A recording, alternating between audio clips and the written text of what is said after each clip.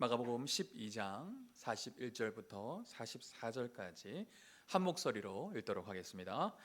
예수께서 헌금함을 대하여 앉으사 무리가 어떻게 헌금함에 돈 넣는가를 보실세. 여러 부자는 많이 넣는데 한 가난한 과부는 와서 2렙돈 곧 한 고두란트를 넣는지라. 예수께서 제자들을 불러다가 이르시되 내가 진실로 너희에게 이르노니 이 가난한 과부는 헌금함에 넣는 모든 사람보다 많이 넣었도다. 그들은 다 그 풍족한 중에서 넣었거니와 이 과부는 그 가난한 중에서 자기의 모든 소유 곧 생활비 전부를 넣었느니라 하시니라. 아멘. 네, 오늘 광고한 대로 오늘 말씀을 우리 원로 목사님께서 전해주시게 됩니다. 우리 너무나도 존경하고 사랑하는 우리 원로 목사님 위해서 늘 기도하고 있는데요. 11월 초에는 또 캄보디아와 또 라오스에 가셔서 여러 선교사님들도 돌아보시고 말씀을 전하시고 내일 나눈 사역을 또 감당하게 되십니다. 곳곳에서 하나님의 일들을 감당하시는 우리 원로 목사님 위해서 더욱더 뜨겁게 기도해 주시길 바라고, 오늘 이 시간 마음을 보시는 예수님 이란 제목으로 말씀을 전해 주실 때 큰 은혜 받으시기를 바랍니다. 우리 목사님 나오실 때 우리 큰 박수로 환영해 주시겠습니다.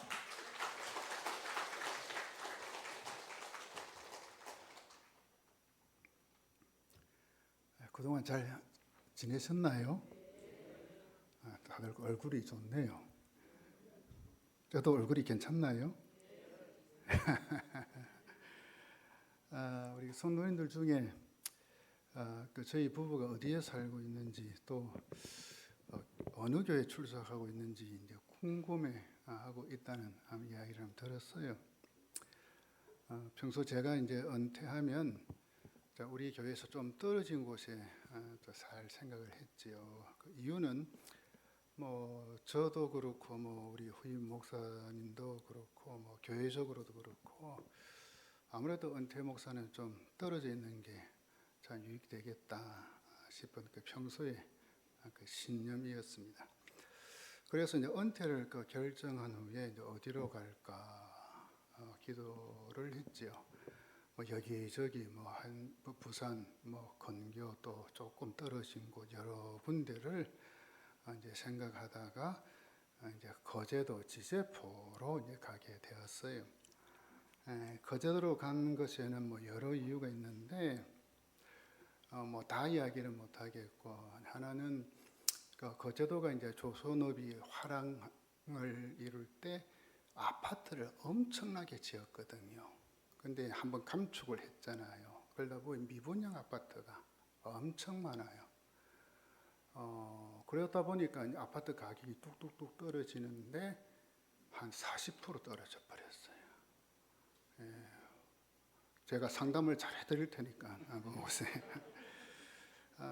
그래서는 이제 아파트 가격도 시세도 많이 떨어져서 괜찮고, 또 이제 지금 제가 있는 지저포에서 부산 우리 교회까지 오늘 아침에 딱 운전해 오니까 1시간 10분 정도, 그렇게 멀지도 않고, 또 여러 가지, 또 이제 거기 제가 이제 걷는 걸 걷기를 좋아하니까 바닷가 걷기도 좋고 등등 해서 이제 결정을 했어요.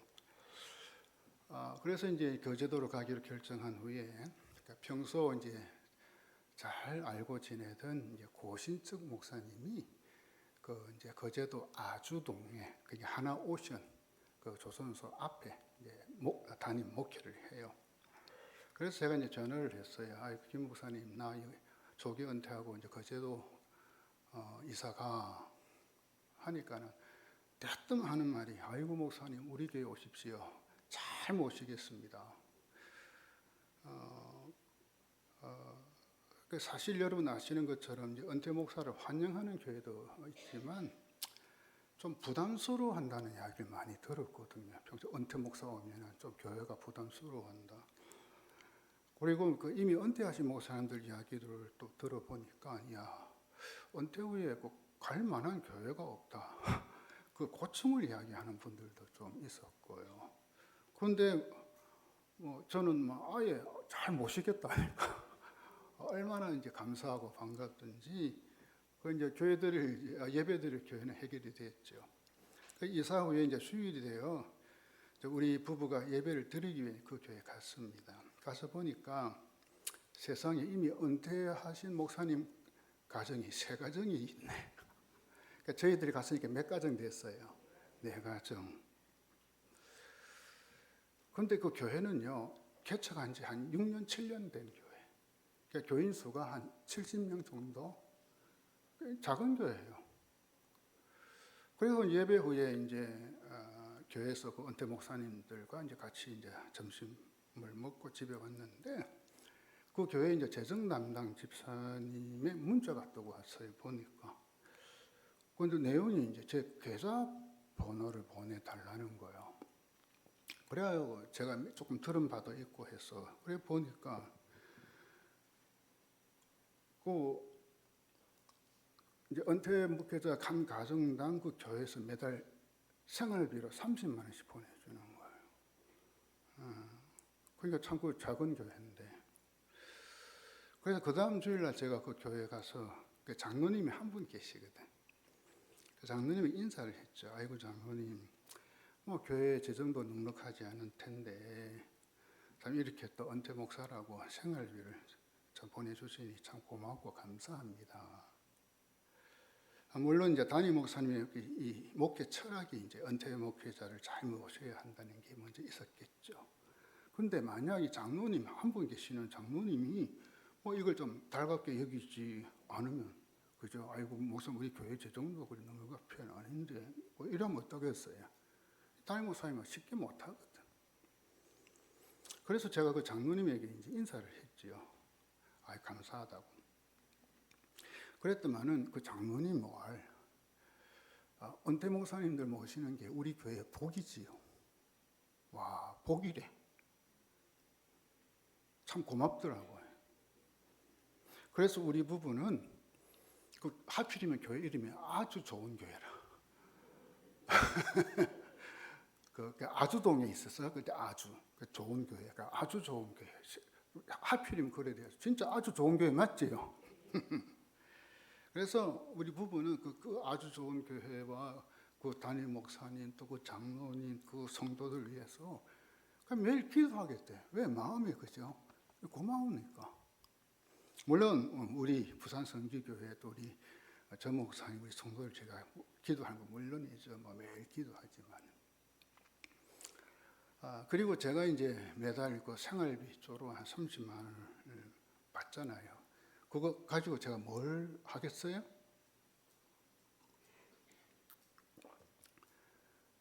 거기에 다 헌금하죠. 뭐 참 그냥 그렇게 해주는 것만 해도 고마운데 다 헌금해요. 그러니 저희 부부는 거제도에서 잘 지내고 있으니까 예배 드려 나갈 교회도 있고 그러니까 이제 은퇴 후 제2의 사역, 제가 뭐 선교 위주로 하잖아요. 이것 위해 더 많이 기도해 주시면 감사하겠어요. 기도 많이 하시지만 저도 여러분 위해서 더 많이 기도하겠습니다. 그리고 제가 지난 7월 달에 왔죠. 그래 말씀을 전하고 나면 다음에 내가 또 우리 교회 오면 어떤 말씀을 전할까? 그때부터 기도하고 준비해요. 이제 담임 목회를 하면 매주 그저 몇 번 해야 되지만 이제는 그렇게 뭐 자주는 할 기회가 없으니까 그때부터 이제 기도하고 준비한 말씀이 오늘 이 말씀이에요. 그렇게 알고 같이 은혜를 나누시면 합니다. 자, 기도하겠습니다. 주님 감사합니다. 또 오랜만에 또 교회 와서 또 성도들을 대하고 또 하나님께 함께 예배드리며 이 말씀을 나눕니다. 말씀을 전하는 목사와 또 말씀을 듣는 성도들이 성령 안에서 하나가 되길 원하고 그 가운데 주께서 말씀하시는 음성을 듣게 하여 주옵시고 그리고 말씀의 그 능력이 모두에게 임하게 하여 주옵소서. 예수님 이름으로 기도드립니다. 아멘. 그 누가복음 18장에 보면 그 예수님께서 그 비유로 말씀하신 게 있습니다. 두 사람이 기도하려고 성전에 올라갔죠.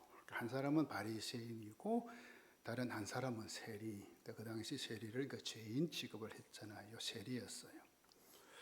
바리새인은 서서 이렇게 기도했습니다. 하나님, 저는 다른 사람들, 즉 사기꾼, 죄인, 간음을 행하는 자와 같지 않고 이 세리와 같지 않은 것에 감사를 드립니다. 저는 일주일에 2번씩 금식하며 모든 수입의 11조를 바칩니다. 라고 딱 써서 어깨를 쫙 펴고 그렇게 당당하게 기도를 했어요.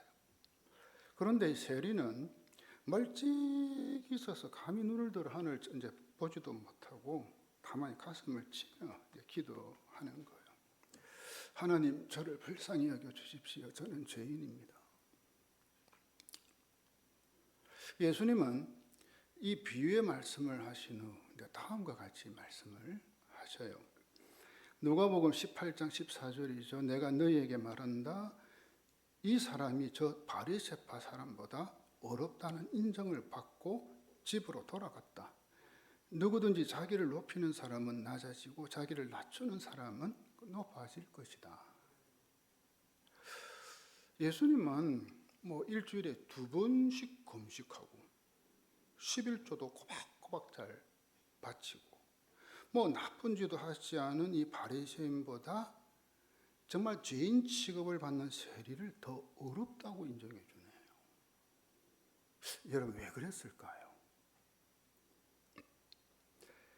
자신의 행위를 과시하고 자랑하는 바리새인의 교만한 마음, 이 높은 마음을 보셨기 때문에 그래요. 반면에 세리는 정말 뭡니까? 그 당시 세리를 하면 참 나쁜 짓 많이 했거든요. 그 죄인이었지만 자신의 죄인됨을 인정하고 하나님의 긍휼을 바라는 그 겸손하고 낮은 마음으로 기도하는 그 모습을 우리 예수님이 더 보시고 오히려 그 사람을 더 어렵다 인정해 주신 거예요. 이 비유에서 우리가 이제 발견할 수 있는 것은 이거죠. 사람은 이 겉으로 드러난 행위를 봐요. 우리 사람들은 이 사람이 뭘 했다, 뭘 잘했다, 큰 일을 했다. 그러나 예수님은 이 마음을 보신다는 거예요. 마음.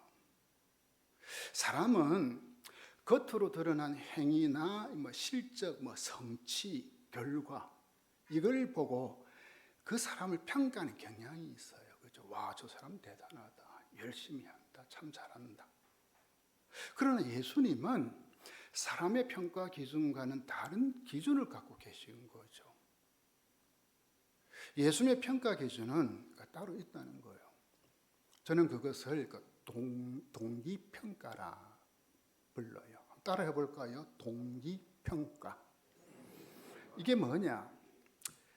어떤 일을 한 동기가 뭐냐는 거죠. 그 일을 한 동기가 뭐냐? 이 사람들이 같은 일을 해도 그 동기는 다를 수 있잖아요. 그죠? 어떤 사람은 정말 마음에 이제 그 고마운 마음이 있어서 열심히 일하는 사람이 있고, 어떤 사람은 뭔가 대가를 바라고 일하잖아. 그죠? 겉으로 드러난 행위는 같은데 마음은 어때요? 다르잖아. 그죠? 이 서론에서 언급된 바리새인의 기도는 자신의 이 행위를 과시하고 뽐내고자 하는 높아진 마음에서 나온 행위예요. 뭐죠? 동기가 선하지 못했다는 거예요.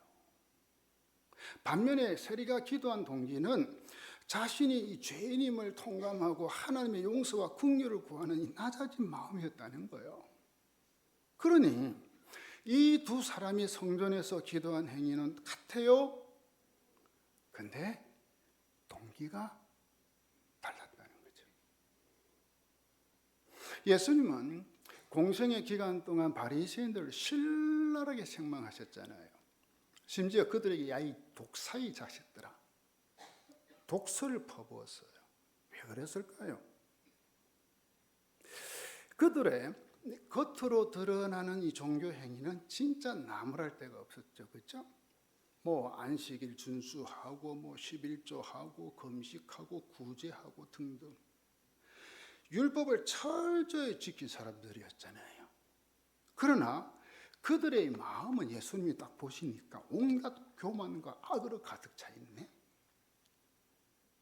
그러니 사람들은 그들의 마음을 보지 못한 채 겉으로 드러난 행위만 보고 그들이 아주 높은 신앙을 소유한 사람으로 보였던 거예요. 야, 저 사람 우리를 치면 저 장로 참 신앙 좋디. 저 박권사 참 열심히요. 대단해. 이 구약 시대 이스라엘 백성은 안식일 준수, 예배, 기도, 제물 드림 등 겉으로는 할 것을 철저히 다 했습니다. 그러나 하나님은 이들의 행위를 거부하는 거 있죠. 특별히 이사야에서 이게 나와요. 하나님은 그들이 성전에 와서 제물을 드리며 제사를 예배 지내는 행위를 성전 마당만 밟을 뿐이라 하셨어요.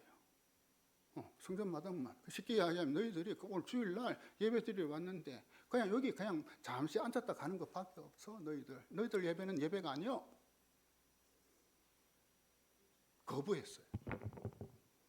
그런 종교 행위가 너무 싫고 견디지 못하겠다고 하나님은 짜증을 냈거든요.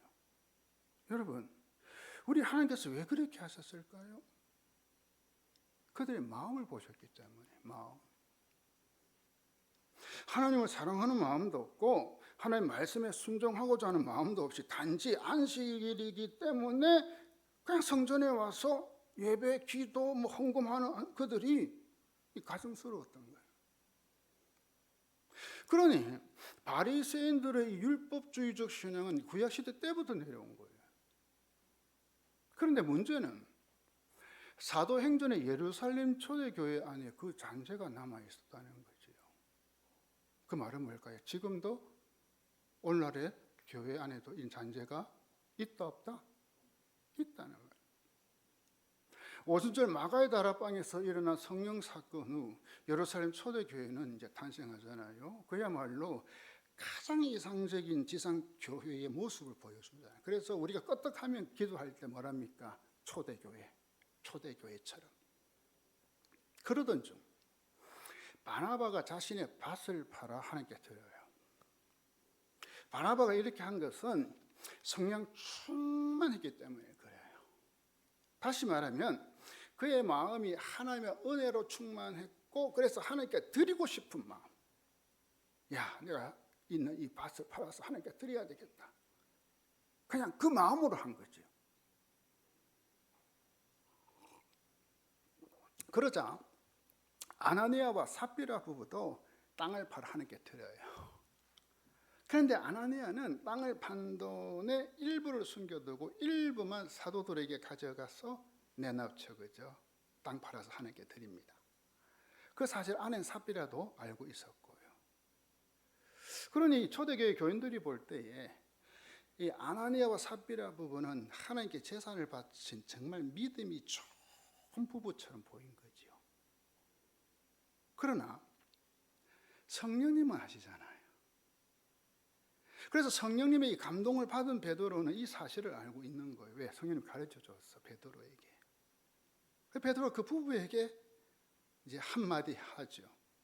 아나니아야, 어떻게 네가 사탄에게 마음을 빼앗겨 성령을 속이고 땅값으로 받은 돈의 일부를 네 것으로 몰래 숨겨놓았냐.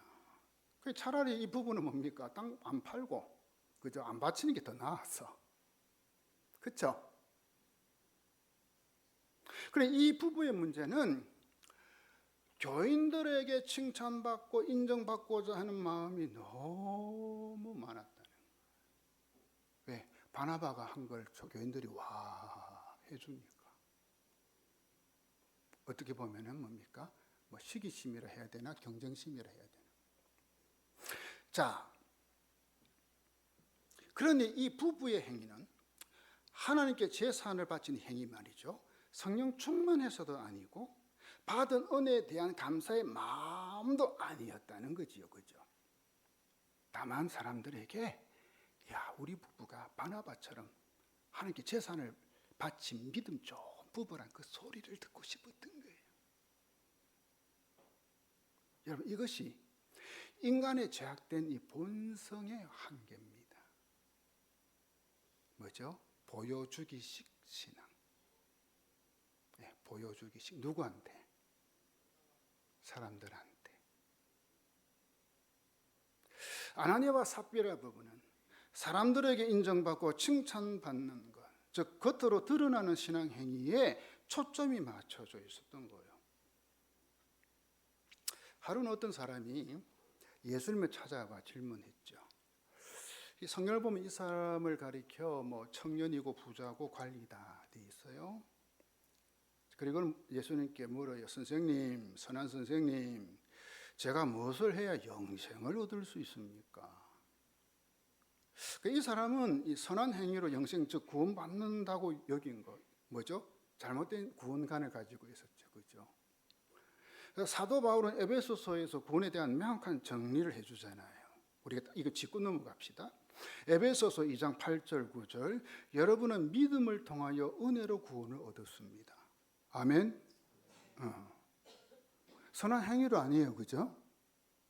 믿음으로, 그리고 하나님의 은혜로. 이것은 여러분에게서 난 것이 아니라 하나님의 선물입니다. 행위에서 난 것이 아닙니다. 그러므로 아무도 자랑할 수 없습니다. 그러니까는 이 영생 받는 거, 구원 문제만큼은 자랑할 사람 있다 없다? 없다. 근데 이 부자 청년 관리는 어때? 이거 자랑하고 싶었던 거예요.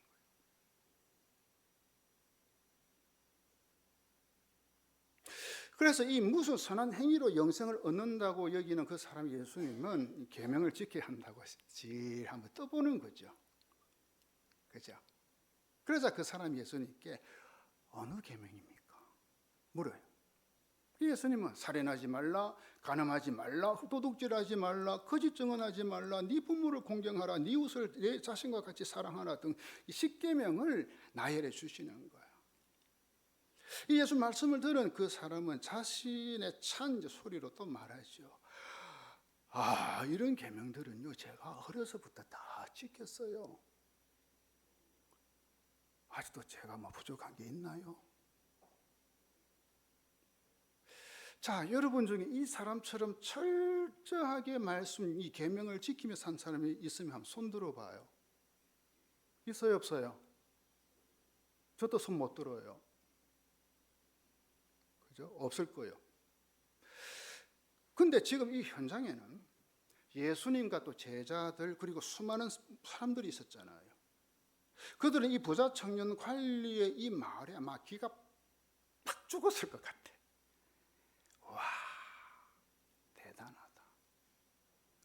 이런 신앙인은 처음 본다. 어떻게 그렇게 다 계명을 지켜? 와, 여기저기서 수군거리는 소리가 났을 것 같아요.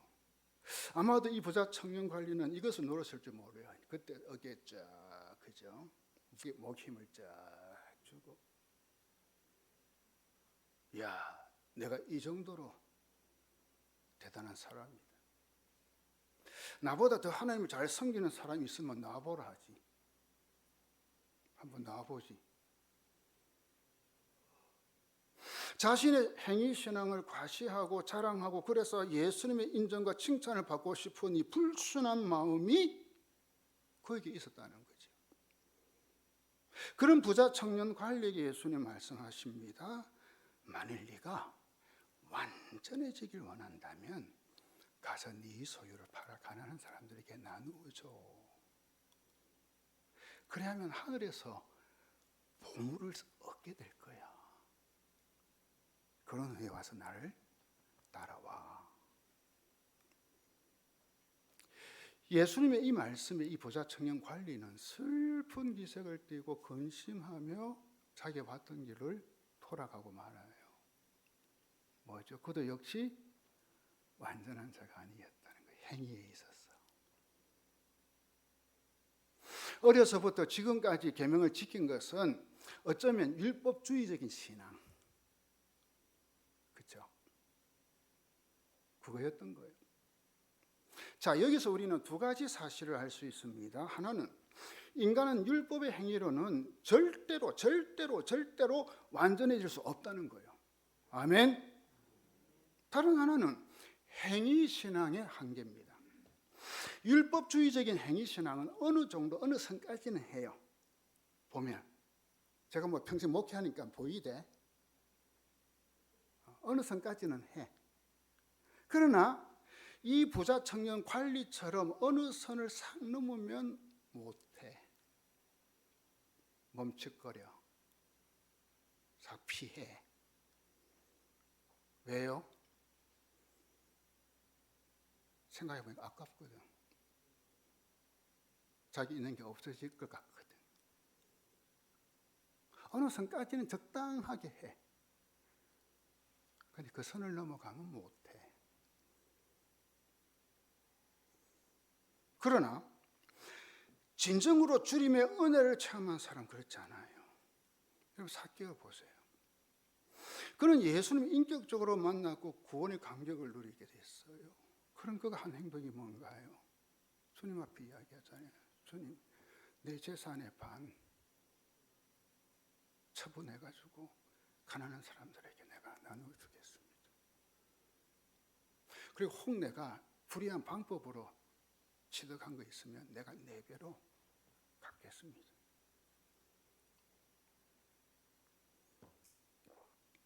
내놔요. 여자에게 있어서 이제 재산 목록 1호라고 하는 그 당시 뭐죠? 그 향유가 든 옥합. 그 옥합을 예수님께 가져와 깨뜨린 여인이 있잖아요, 그죠? 그 두 사람이 있었어요. 여러분 보세요.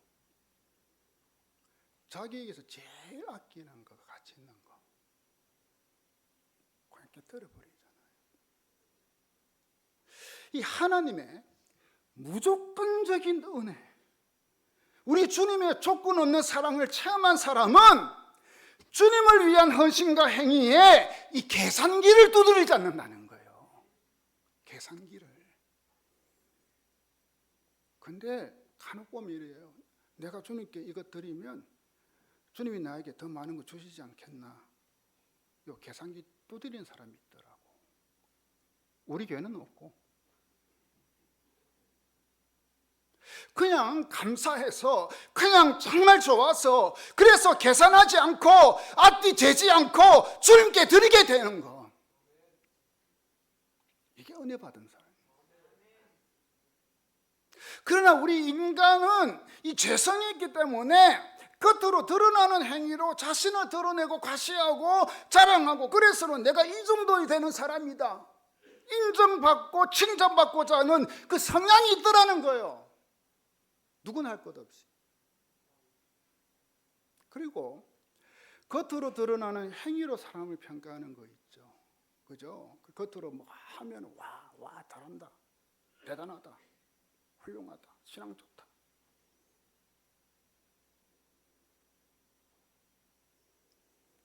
성령 은혜를 체험하기 전에는 그래요. 하지만 우리 하나님은 우리 인간과 다르죠. 인간은 이 외적 행위를 보지만 하나님은 내적 마음을 보신다는 거예요. 복음서에 보면 예수님께서 사람들이 생각하는 것을 아시고 라는 구절이 참 많이 나오더라고요. 여러분, 우리 예수님은 여러분의 생각을 아셔요, 몰라요? 다 아시지요. 마음을 다 봐요. 마태복음 9장에 나온 사건이에요.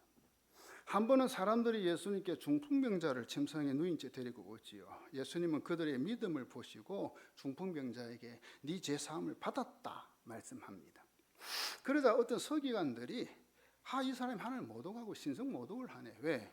죄사함은 하나님밖에 못하는데 하니까 이 속으로 말을 했어요. 예수님은 그들의 생각을 아시고 너희가 마음속으로 악한 생각을 한다 라고 책망을 하시죠. 그리고는 뭡니까? 중풍병자를 딱 거의 고쳐주잖아요.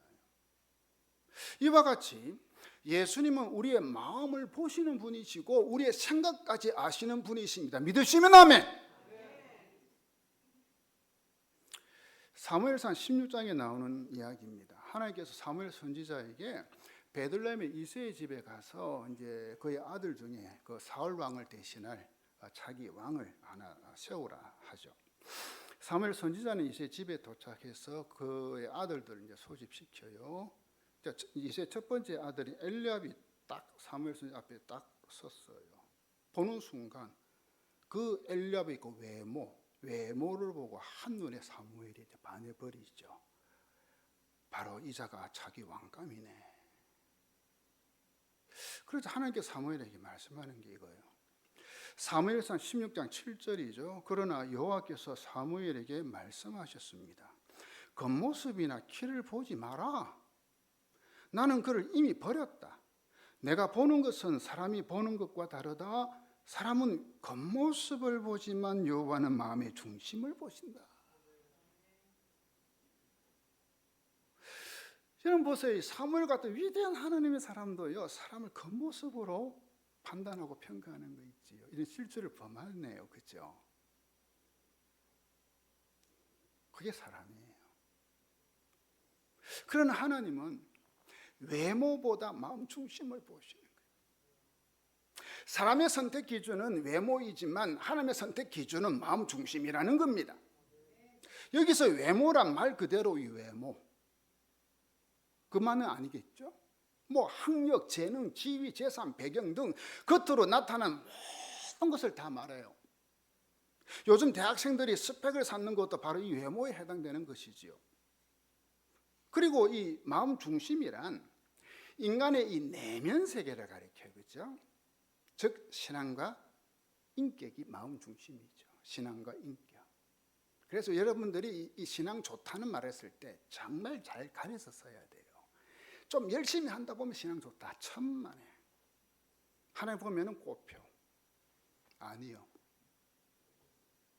누가 신앙이 좋아요? 마음이요. 겉으로 드러나는 행위가 아니라니까. 그 이전에 마음이라니까. 사무엘은 엘리압의 용모와 키는 보았으나 그의 마음 중심은 보지 못했지요. 이게 인간과 하나님의 차이입니다. 오늘 읽은 본문은 이제 성전에서 일어난 일을 기록한 겁니다. 예수님은 헌금한 맞은쪽에 앉으셔서 사람들이 헌금하는 것을 보고 계셨어요. 좀 사람들이 좀 부담스러웠을 것 같아. 예수님 헌금하는 걸 어떻게 하나 쳐다보고 있으니까. 자, 마가복음 12장 41절 42절. 예수께서 헌금한 맞은쪽에 앉아서 무리가 어떻게 헌금함에 돈을 넣는가를 보고 계셨다. 많이 넣는 부자가 여럿 있었다. 그런데 가난한 가부 한 사람은 와서 랩돈 2닙 곧 한 고두란트를 넣었다. 자, 여기서 우리가 주목해야 할 단어가 뭐냐? 어떻게라는 단어와 보고 계셨다 입니다. 어떻게라는 말에는 어떤 마음으로, 어떤 자세로, 어떤 방식으로 한 의미가 들어있지요. 그리고 보고 계셨다라는 말에는 주님께서 우리가 헌금을 할 때마다 눈여겨보고 계신다는 거죠. 그죠? 눈여겨. 그런데 이것은 헌금 등 우리 행위에 대한 경각심을 일깨워주는 말씀. 우리 주님 우리가 예배, 기도, 찬양 그리고 일상생활 모든 거 다 눈여겨보고 계신 거예요. 아멘? 근데 우리는 주일마다 반복해서 헌금을 들어요. 문제는 반복해서 하는 일은 습관이나 형식에 빠질 위험성이 높다라는 이야기죠. 그러니까 기계적인 의무 이행이 되기 쉽다는 거예요. 그러다 보면 마음에 없는 헌금을 하기도 해요. 왜? 의뢰해야 되니까. 자원하는 마음이 아니라 때로는 억지로 하는 경우도 있고요. 때로는 다른 교인들의 눈을 의식해 해서 체면치료 하는 경우도 있잖아요. 솔직히. 그 결과 헌금의 본래의 뜻을 잃어버린 채 헌금 행위를 통해 성도의 책임을 다한 것처럼 여기고 나아가서 하나님께 복을 기대하는 잘못을 범하기도 하는 것이 우리가 아니냐는 거예요. 우리는 예배와 말씀과 기도와 찬양과 헌금과 구제 등을 경건 행위라고 해요. 그런데 우리 그리스도에 있어서 경계할 건 뭐냐? 경건의 모양, 행위는 있는데 뭐가 없다? 경건의 능력이 없다는 거예요. 다시 말하면 참된 신앙은 외형으로 판단할 것이 아니라 내면의 동기를 보아야 한다는 거예요. 예수님께서 헌금함 앞에서 사람들이 헌금한 거 보고 계셨다는 의미, 그건 외형적으로 야, 이 사람이 얼마나 많은 헌금을 하고 있나, 이걸 판단한 게 아니라는 거죠. 그죠? 뭐죠? 어떤 마음으로 헌금하고 있나, 이걸 보고 계셨나요? 왜냐하면 사람마다 부의 정도에 따라서 헌금의 액수가 다르잖아요. 부자들은 물질의 여유가 있기 때문에 많은 헌금할 수 있지만, 가난한 자는 헌금을 많이 하고 싶어도 부자들만큼 헌금할 수 없어요. 하루하루를 근근히 살아가고 있는 가난한 자는 이 많은 헌금하기도 벅찰 때가 있잖아요. 그렇죠? 지금 예수님께서 누가 헌금을 많이 하고 있나, 이걸 보시는 것이 아니고요, 어떤 마음, 어떤 자세로 헌금하고 있나, 이걸 보고 계시다는 이야기예요. 예수님께 헌금한 앞에서 헌금한 사람들 보고 계시는데, 부자들은 많은 헌금을 넣어요. 그런데 한 가난한 가부는 한 고도란트를 그냥 딸랑 넣네. 한 고도란트는 노동자의 하루 임금의 64분의 1에 해당되는 돈이에요. 한 따져보니까 한 2,000원 정도 돼요. 그걸 넣은 거예요. 적은 액수죠. 그 당시에는 용도가 표시된 13개의 나팔모의 헌금함이 딱 있었대요. 헌금함이 몇 개? 13개. 그래서 부자들은 헌금함을 이렇게 차례로 돌아가면서 주르르 소리가 나도록 각종 동전들을 넣는 거예요. 1번, 2번, 3번 해서 13번까지. 물론 소리가 요란하고 오래 갈수록 사람들의 시선을 끌지요. 와, 저 사람 헌금 많이 하네. 또 그만큼 하나님 복을 많이 받은 자로 인정되었죠. 이런 부자들에게 헌금 행위는 자기 과시와 자랑의 기회였습니다. 그러나 가난한 가부의 헌금은 동전 하나가 딸랑 소리를 내고 떨어지는 초라한 것이었습니다. 마가복음 12장 43절 44절 보지요. 예수께서 제자들을 곁에 불러 놓고서 그들에게 말씀하셨다. 내가 진정으로 너희에게 말한다. 헌금함에 돈을 넣은 사람들 가운데 이 가난한 과부가 어느 누구보다도 더 많이 넣었다. 엥? 통돈 하나 딸랑 넣었는데. 그 다음 예수님의 말씀. 모두 다 넉넉한 데서 얼마씩을 떼어 넣었지만 이 과부는 가난한 가운데서 가진 것 모두 곧 자기 생활비 전부를 털어 넣었다. 예수님은 가난한 과부가 가장 헌금을 많이 했다고 해요. 우리 사람의 산술 방식과는 달라요. 왜? 부자들은 넉넉한 가운데 그렇게 일부를 하는 거는 별 뭡니까? 자기 경제적으로, 재정적으로 그렇게 큰 부담이 안 돼. 어렵지, 힘들지 않아. 그런데 이 과부는 비록 2,000원 헌금했지만 그게 자기가 지금 가지고 있는 건 전부래. 이게 예수님의 산술 방식이에요. 여러분, 우리 주님의 관심이 어디에 있다고 여러분 생각해요? 물론 가난한 자의 적은 헌금 액수가 칭찬을 받고 부자의 고액 헌금이 윗선이라는 말 결코 아닙니다. 교회는 경건한 부자들도 있고요, 때로는 사악한 가난한 자도 있더라고요. 문제는 헌금자의 동기나 마음가짐과는 상관없이 외형적인 헌금 액수에 우리들의 시선이 싹 돌아간다는 이야기지요. 야, 누가 헌금 많이 한다. 그것만 보고. 그러나 하나님은 우리의 헌금 액수가 많고 적음보다는 그 헌금에 담겨 있는 마음, 즉 동기를 보시는 거예요. 어떤 동기로 헌금을 드리는가, 어떤 마음으로 하나님께 드리는가. 헌금만 이야기하는 거 아니죠. 하나님께 감사한 마음으로 드리는가, 주님을 사랑하는 동기로 드리는가, 마음을 다하고 최선을 다하여 드리는가. 아직도 제 기억에 생생히 남아있는 게 하나 있어요.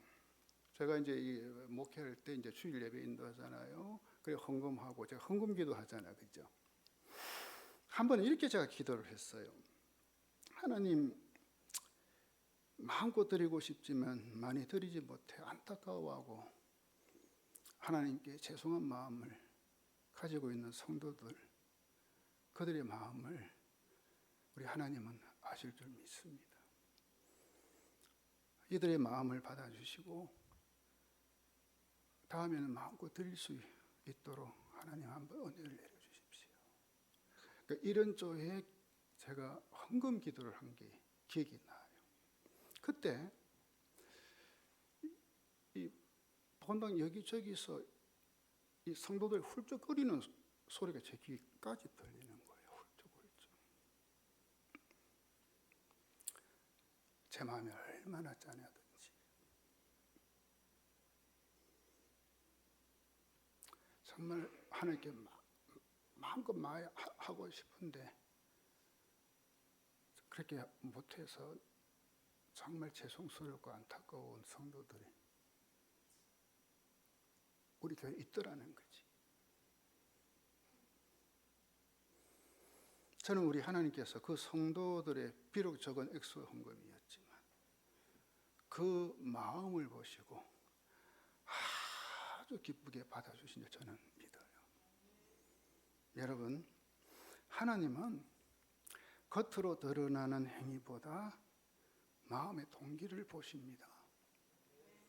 어떤 마음으로 예배하고 기도하고 찬송하고 헌금하고 봉사하고 등등 어떤 마음으로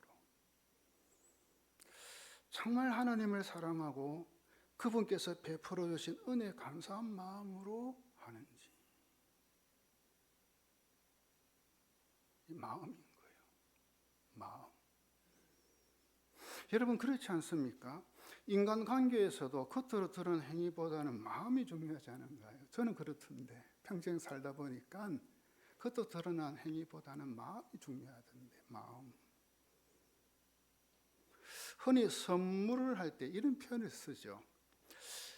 작은 것이지만 제 마음이니 받아주십시오. 그런 말 써야 안 써요? 네, 작은 거지만 제 마음이니까 받아주십시오. 저도 그동안 선물을 받기도 하고 주기도 참 많이 했죠. 그런데 어떤 선물은 이 받았을 때 마음이 씁쓸할 때가 있었어요. 뭐 선물이 크고 작음을 떠나 선물을 준 사람의 마음이 느껴지지 않았을 때 그때 씁쓸하대요. 차라리 안 받는 게 낫지. 이 고마운 마음 대신에 뭔가 이상해 마음이. 그런데 어떤 선물은 돈으로 따져서 그렇게 고가가 아니에요. 근데 받는 순간 마음이 뭉클해지는 거 있죠. 뭔가 모르게 마음이 뭉클해. 여러분 왜 그럴까요? 선물 준 그 사람의 마음이 느껴지기 때문에 아이고 형편도 어려운데 그래도 참 이 선물 한다고 참 마음이 고맙네. 여러분 인간 사이에도 그런데 우리의 마음을 보시고 계신 하나님은 어떻겠어요? 그래서 주님은 부자들의 많은 헌금보다 가난한 과부의 그 2,000원 받게 되지 않는 아주 작은 헌금을 가장 네가 헌금 많이 했다 라고 모든 사람들에게 알려준 거예요. 요한계시록 1장과 2장에 보면 그 소아시아 7교회에 대한 예수님의 칭찬과 책망이 나오죠. 그 중에 이제 에베소 교회에 대한 부분입니다. 먼저 예수님은 이제 에베소 교회가 잘한 행위를 칭찬해줘요. 진짜 보면 대단해요, 에베소 교회. 자, 요한계시록 2장 2절 3절 한번 볼까요? 나는 네 행위를 알고 있다. 행위가 나오죠. 그 수고와 인내 또 네가 악한 자들을 그대로 두지 않고 스스로 믿음의 형제인 척하는 자들을 시험하여 그들이 가짜인 것을 밝혀낸 일도 잘 알고 있다. 너는 나를 위해 고난을 참고 낙심하지 않으며 잘 견뎌주었다. 여러분 보세요. 얼마나 이 에베소 교회가 대단해요. 그죠? 이 정도로 했으니까. 정말 주님 칭찬받을 만하잖아요. 그러나 주님이 딱 한 가지 책망을 하죠. 뭔가요? 너희들이 나를 향한 처음 사랑을 버렸다. 뭐죠? 마음이 바뀌었다는 거예요. 마음이 달라졌다는 거예요. 마음이 변했다는 거예요.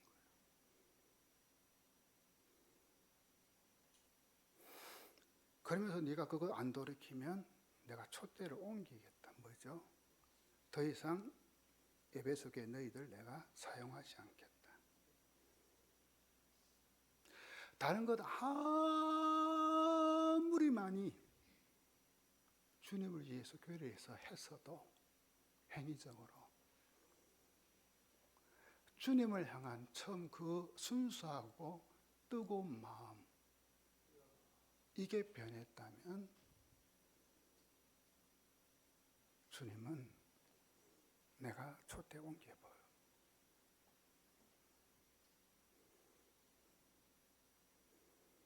뭐죠? 에베소 교회 내가 버려.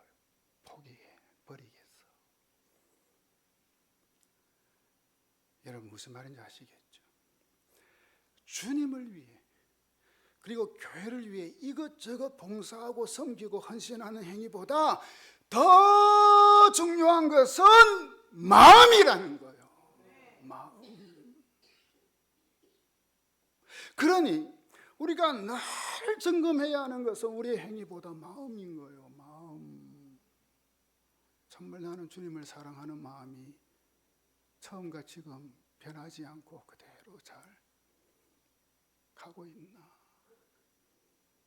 나는 순수하고 진실한 마음으로 그 마음으로 봉사하고 있나? 아니면 뭔가 주님께 뭔가 바라는 마음으로 봉사하고 좀 의시되고 과시하고 싶고 인정받고 싶고 혹시 그렇지는 않는가? 나는 어떤 마음으로 이 받은 직분을 감당하고 있는가? 어떤 마음으로? 사랑하는 성도 여러분, 현재 주님께서 여러분의 마음을 보신다면 어떨 것 같습니까? 여러분의 제 마음을 주님께서 보신다면 여러분 마음 어떠할 것 같아요? 주님이 뭐라고 하실 것 같아요? 야, 김 목사, 네 마음이 이전이나 지금이나 변하지 않고 참 똑같네. 그럴 것 같은가? 김 목사, 네가 왜 그렇게 세속적으로 돼서 타락했어? 네가 왜 그렇게 변했어? 그러실 것 같은지. 여러분은 어떤가요? 여러분, 하나님은 우리 외모나 행위보다 마음 보십니다. 마음을 같이 기도하겠습니다.